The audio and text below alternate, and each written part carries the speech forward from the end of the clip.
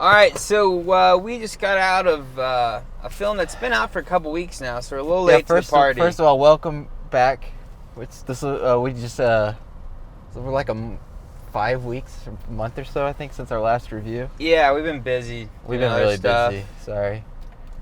And there's a lot of movies we need to catch up on. But yeah, first and foremost, we started off with this one. It's called The Martian. It's called The Martian. It's directed by Ridley Scott. Stars Matt Damon as a guy from Mars, and he lands. He's not from on Mars. Earth, and he says he's a guy from Mars. Yeah, he's an alien. It's about an alien. Yeah, you missed a few notes in there, I think. Did I? Yeah. Anyway, The Martian is actually based on a book that I'm currently reading. I won't continue reading it now, I guess, because we just saw the film, which is... he makes it. He survives at the end. Yeah, it's like the build-up. Spoiled. Well, I mean, you don't need to read the book now, because, I mean, you know that he survives. Well, now they don't want to... They're not going to... It's been out for a week. If you haven't seen it yet, it's your own fault. Okay, he survives. But more than that, it's a very... I loved it, personally. I've went nuts over it. It's one of the better films I've seen in a long, long time, really. And I've said that on this show a lot. I know, it's been a good year for movies. It's been a good year. What a great movie all the way around. But man, Matt Damon there's a lot of time of just Matt Damon alone. Like, and if you're going to be alone for a film, be Tom Hanks or Matt Damon. Well, and somebody like a space movie where somebody's alone in space isn't uncommon. No. We have long stretches of Gravity with that. We have Moon where he's up and isolated. This is done better. This is better, I would say. It's better, and you feel it more. It's fun. It is fun. It's a lot of fun. It's funny. Space. It's stressful. It's funny. It's sad. Not sad, but it's dramatic in certain ways. And I'll say right off the bat, I'm like, I love space movies. Like, especially Ridley Scott space movies. He's probably the best at making space movies, so this is just gold for me. I went nuts. He started out with Alien, let's put it that way. Yeah, one of my favorite movies is Alien. But also, let me say this. I love space movies as well. I love science fiction. I hate actual science. It bores me.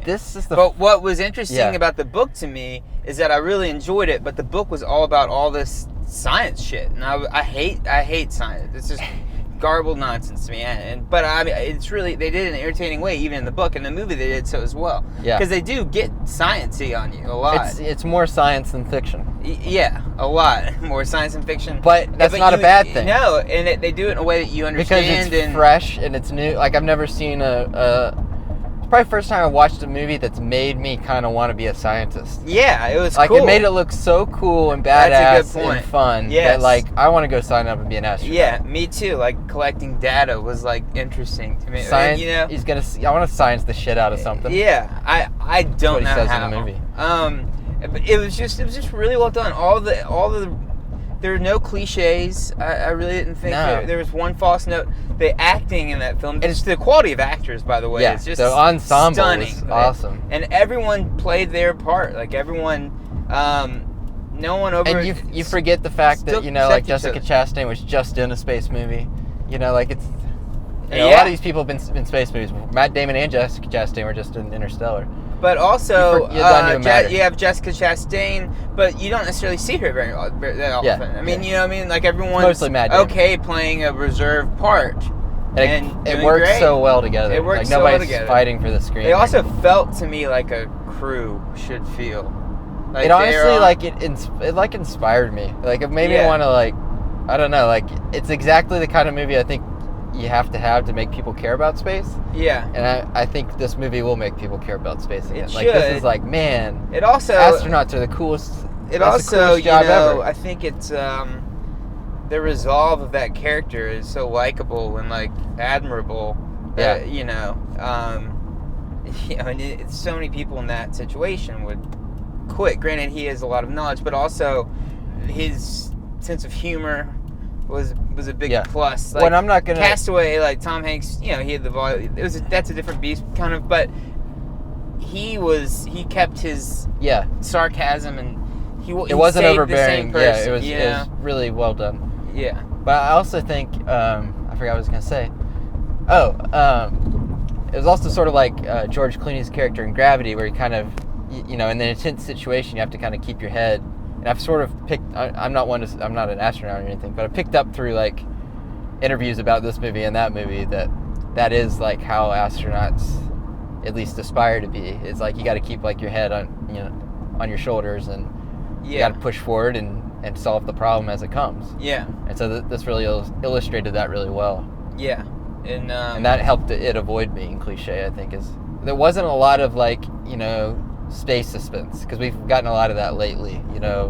Right. I mean, it picks up towards the end. There is, you know, you start to get into a little bit of kind of cliche space territory, but you're so excited about this character by that point, and you're on the edge of your seat rooting for him. My hands were sweating. Like, it's great.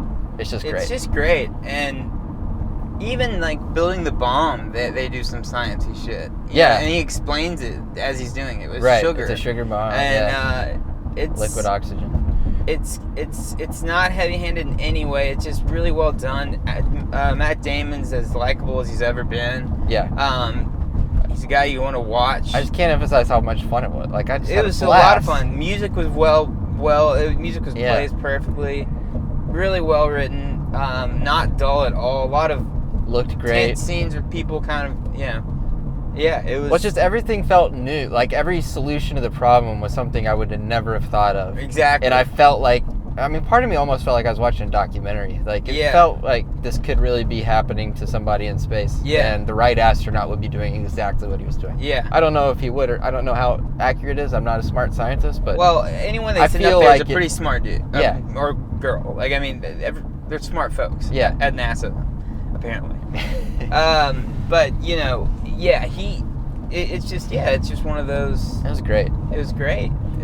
And, definitely one of my favorite movies of the year. Maybe my favorite so far. And that's a tough... I mean, it's hard for me to... Just because it was so enjoyable. It's hard for me to find a more enjoyable film. I'll say that. It's the most enjoyable film. I can recommend everyone see it. Absolutely. Like, it's smart. It makes you appreciate smart people. It's fun. It's Ridley Scott in space. He doesn't have anyone at home. Like, he has his parents, which is sweet, but he doesn't have it's not too, like, I got to get back to Helen Hunt. Like, you know, it's not like that. Interstellar, where it's like all about the family. He just has got to live, which means getting off Mars. Yeah. Also, they never show his family. They never show his it doesn't friends. matter. Doesn't matter. That's not the point. The point is all this. What are they going to do to get him back? It's very clever. Very clever solutions to things. Donald Glover's character coming up with the thing was very clever. I just felt like I was watching... was great. Jeff Daniels? The bad guy in GoldenEye. I can't think of his name. Bad guy in GoldenEye? Yeah. It's been a long time since I've seen GoldenEye. He betrays James in GoldenEye. Oh, Sean Bean. Sean Bean. Yes. He's Ned Stark in I think of him from Lord of the Rings. Or Boromir from Lord of the Rings. I forgot he was the bad guy in GoldenEye. He's been in so many films. He's a great actor, but his character, he was just awesome. Everybody just feels a little, like, nobody feels typecast. Everybody's like something kind of fresh. Yeah, Kristen Wiig, kind of playing a straight. Everybody was kind of exciting to watch because it felt like real people. It definitely did. They really did. And I felt like Jeff Daniels' character could have been played as a villain, but he never really was. They all felt, he had to do, he got why he had to do what he had to do. I think it's just really good characterizations. Everyone was specific and unique enough to where that made them feel like real people. And as far as the directing and the cameraing, I mean, it was very clever what they used. It was beautifully shot, but also ways I like how they used, like, for instance, when Watney hears that the team hasn't been told about his death. And you're hearing his audio in the ship. It cuts to him not, and you just see him mouthing it. Right. They also use that when, I mean, like, they had that. They did angle a couple times. That angle is always no sound. So I mean, they had some really just smart angles and sound choices. Having to play with, like, for half the movie, he's not talking to anybody. Then he's only talking to people through texts, basically. Yeah, but he talks to these webcams, kind of to stay sane. But it's all. I don't know. It's like exciting. Every time he found a new solution or a new breakthrough, I was like, I was thrilled. And he also presented it in a fun way. Yeah. And he also got, he's got stuck with like a bunch of dated disco music and like Happy Days. Yeah. And just But none of that felt like tacked on either. No, like, it was oh, we not. need to make some jokes. Let's throw in disco music. No, it was not. It felt like, one of the crew's members would have terrible music and that's on their all computer they had that they left behind. With. Like, it feels right. It felt right. That's a subtle thing that's hard to communicate, but everything just felt really natural and real. Like I said, it really did feel like it could have been a documentary almost, like most insane space documentary ever. I mean, but look, I'm sure there are astronauts who'll be like, what? Like like there were with Gravity or whatever. I think, but I haven't read up on it a lot. But I haven't read up on it. I think I know Neil accurate. deGrasse Tyson signed off on it, which is pretty big. Yeah, that's if he's like that's good, then I'm good with it. But I mean, I found it completely believable. Yeah, like completely. It didn't feel like it wasn't a movie. Even though like Ridley Scott makes the best space movies, it wasn't like a space movie. It was like something new, and it felt great. I loved it. Yeah. And even at the end, when there was a credits. problem, she's like, "Oh, the credits! That was great. The credits great were too." really cool. I like that. Yeah, I was happy they did that. It's just a little like showing each person. Yeah, I wanted to see what happened to them all. Yeah. But sorry, what were you saying? Well, even like when the thing happened with they had to blow the lock or whatever. Yeah. She was like, "Everyone, keep your heads. We got to figure out how to fix this." And that's what happened. Like it wasn't like it was one step at a time. It was like we got to blow the lock. Okay, now what? Now our velocity's up. Yeah. It wasn't that. It was just them in live time. It was an obnoxious suspense. Right. It was a movie suspense. And Interstellar, they used different suspense. I mean, that was like very intense suspense, but this was done more like exactly what she said. Like, let's figure out what we're gonna do. Right. And I love Interstellar and I loved Gravity, but like both of those, Gravity more so. Gravity more. I had some problems with Interstellar. Yeah. I didn't dislike it, but that's a problem. It's sort of one of those. But this movie is just all around just a lot of fun, and it's just like I don't know. I just had a really good time with it. I didn't want it to end. Really. I was like had a big smile on my face. Ridley Scott, sir, you've done it again. He's had some misses recently, but every time he's in space, he nails it. As a big fan of Prometheus as well. How did John get out of the driveway? Oh, he must have just moved my car, moved it back. Okay, I didn't. Just so you viewers know. Yeah, Kemer's in a new house. So if you've been trying to figure out where he lives based on these videos, now you have to start over. Ooh, I live at but I loved it. Go see The Martian. I'm bummed I'm home. He's not actually a Martian. Kemer missed that. He's not from Mars. You can edit that part out. Okay. Go see The Martian. Go see it. Tell us what you want us to watch next. Yeah. We're considering, what are we considering? Pan. Because I like Peter Pan, even though it's gotten bad reviews. Yeah. We'll see. That was a lot of fun. All right. Thanks, Kemer. That was good, man. Thanks, viewers at home. What a great movie. It's a great movie. It's still rolling. I captured that. That was It won't turn off. There we go. All right. Yeah, that was just that was good. I had a blast. I had a great time. Like, I haven't had that much fun in a movie in a really long time.